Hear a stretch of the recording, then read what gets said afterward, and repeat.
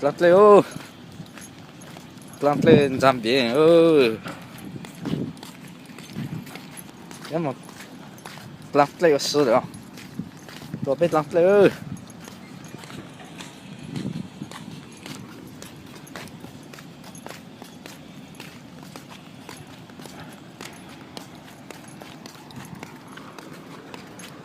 cắt chưa nữ hoàng cát trơn nữ hoàng. Ôi mẹ này có cái cát trơn nữ hoàng nữa. lúc 2 tầng hơn cả được à 2 tầng hết nào mọi người giống ở dưới đấy phụ trách hơi dạng này cả mà má thì nó mò Cát treo nữ hoàng ơi. không có nó tự kỷ mọi người dùng phải Cát treo nữ hoàng. 2 tầng hết rồi. Hai bọn tôi đi tắm biển. Đi tắm biển ơi. Này đèn ý. Nè. Xe xa. Có chạy tầm hố này cả. Xa lắm. Bây giờ đi bộ vào bãi biển. Một ngày vất vả Chỗ nào bãi mới còn cháy? dành thời gian để đi chơi. Một ngày vất vả. Cả cuộc đời đi tắm biển. Không phải không? Phải có lời cả thời gian. Cho cà phê suốt nha. Đang vào thôi. Lối đi vào. Ôi đẹp thật đấy. Đi xa thế. Sai chứ. Bãi biển ngoài trên kia bên. Ở dưới cột đấy á.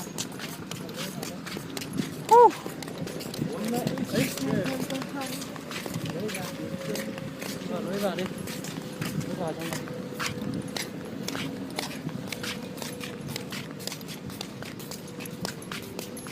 một thinh Quảng Ninh Bây giờ có xe trong thì con thấy không tàng hố đó cả. Cái nào? Bắt không cả.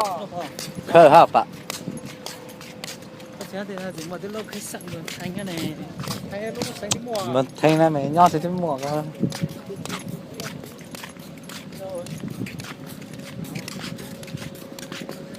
có mày to mày máu thì món này Vào đây mua nước của bia thì ở tại quán chị. Hả? Người ta bán cái gì đó là quỷ mà.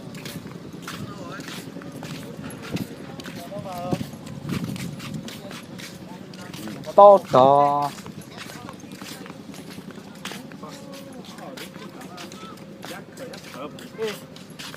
Các khở.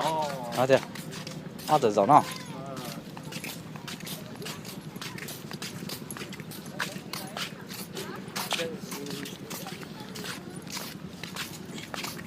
mà tao tê chút chung hay mà nó tụt tao tê có